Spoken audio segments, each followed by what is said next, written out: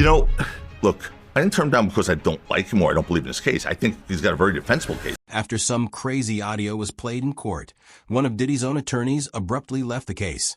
But the worst part is that this isn't the first time one of Diddy's top attorneys has done this.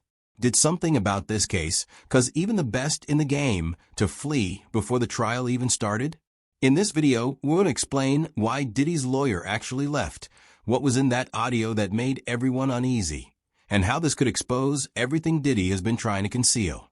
Diddy's abrupt resignation, which caught everyone and their mother off guard, was one of his high-profile defenses. Lawyers with Diddy facing serious allegations like sex trafficking, racketeering conspiracy, and transportation to engage in prostitution. Anthony Rico abruptly left the case 3 months before the trial was scheduled to begin. The timing couldn't be more shady. Before we get into the details of Rico's wild exit, let's take a moment to analyze who this Anthony Rico cat is and why his slipping out is so significant. If the music mogul fails this one, he may end up spending the rest of his life in prison. Anthony Rico is not like other ambulance chasers. With a resume that would make most lawyers green with envy, this man is a true legal beast.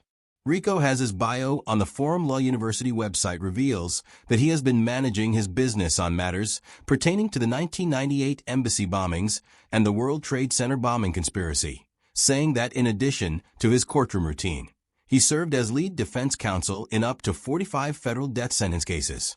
Rico, who has been practicing law since 1982 and has extensive experience in high-stakes federal matters, also teaches at Forum. Rico served as Diddy's secret weapon in his defense team. He joined the team soon after Diddy was imprisoned in September 2024, arriving with another formidable lawyer, Alexander Shapiro, who had previously represented Sam Bankman-Fried, who coincidentally happened to be Diddy's neighbor in the detention facility. Made Diddy's already formidable team, which included Mark Agnello and Tenny Gallegos, even more formidable.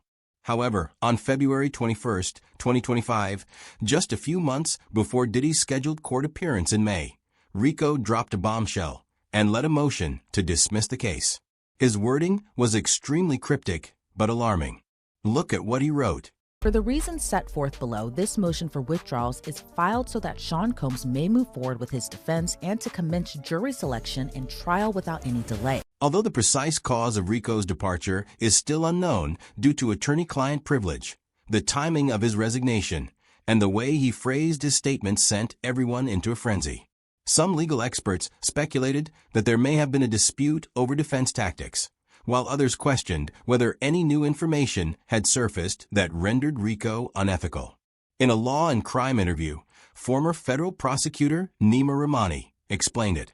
It is significant, and it's tough to know the reason why. It could be any number of possibilities. Sometimes it's when the lawyer hasn't been paid, but we know obviously Diddy doesn't have that problem. He's got plenty of money. It could be a disagreement regarding defense strategy. It could be a conflict. It could be a health issue. It really could be anything, and the paperwork doesn't identify it, nor should it. People in the courtroom claimed that Rico would be kicking it with Diddy passing notes during hearings and even giving the music mogul hugs.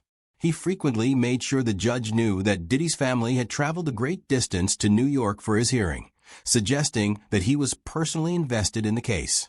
When asked what might have caused Rico to dip, Rahmani listed a number of potential explanations, which further complicates the situation. Potentially, it could be a conflict with the client, right? A disagreement. They just don't get along. The communication is poor. They don't agree on defense strategy. It could be conflict with one of the other lawyers. Obviously, it seems like Agnifilo is the lead on this case, although Rico was certainly his 1B. Additionally, he raised another intriguing idea. And then it could be a conflict with one of the victims themselves. Maybe maybe Rico consulted with them or even represented them in such a way that he has to get off the case. Even with Rico ghost, he also raised another intriguing idea. Diddy was still being held down by 5 lawyers, so his legal team was still very strong. Tenny Gallegos Shapiro, Alexander, according to Jason Adriscal and Anna Estow, Rico's paperwork stated that his departure wouldn't cause the case to drag on and that the government wasn't worried about his move to withdraw because Rico had already split from Mark Agnello prior to the motion. Everyone anticipated that the judge would simply sign off on Rico's request to bounce. But the timing of Rico's departure raised serious concerns, particularly since it occurred just days after Diddy's defense team attempted to have one of the charges against him dropped. Dye's attorneys argued that the third count in his indictment, to beat was transportation to engage in prostitution, should be dropped because it stems from a racist law that states no white person has ever experienced this kind of heat.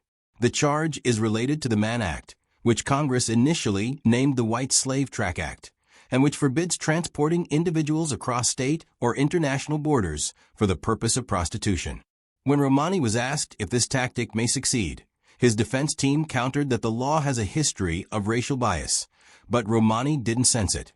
Those are very difficult motions to win. So it's essentially a selective prosecution motion. And the example I always like to give is, let's say you're speeding and a police officer pulls you over. It's not a legal defense to say, well, all these other people were speeding, but you didn't pull them over and ticket them. You have to show that the prosecution is for a constitutionally prohibited reason, obviously race being one of them. As we learn more about this case, you have to ask yourself how it could have gotten so bad that Anthony Rico, a seasoned lawyer with decades of experience in high-profile cases, would suddenly declare, "I'm out."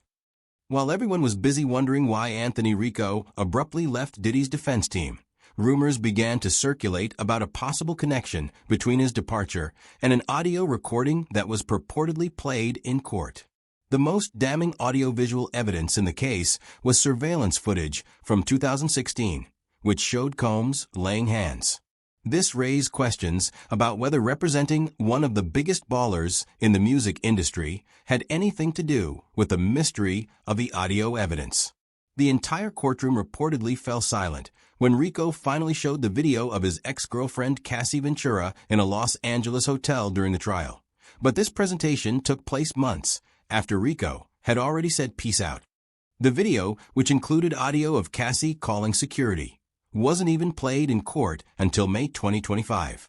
Rico joined Diddy's defense team in September 2024, just 5 months after Diddy was imprisoned on federal charges. During this time, a number of significant events occurred in the case, such as pre-trial hearings and discussions regarding the evidence on October 10, 2024. Judge Arun May 5, 2025 is the Subramanian fixed date as the trial date and addressed worries over federal agent leaks.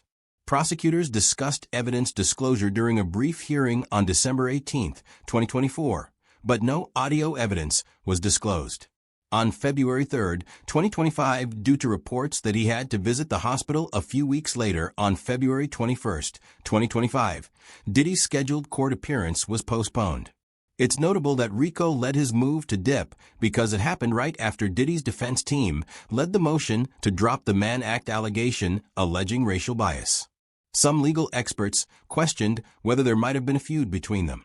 Legal expert Joe Tacopina, who declined the opportunity to represent Diddy directly, offered his opinions on the case to the defense team over this tactic. You know, look, I didn't turn him down because I don't like him or I don't believe in his case. I think he's got a very defensible case. He outlined what he believes to be the primary problem.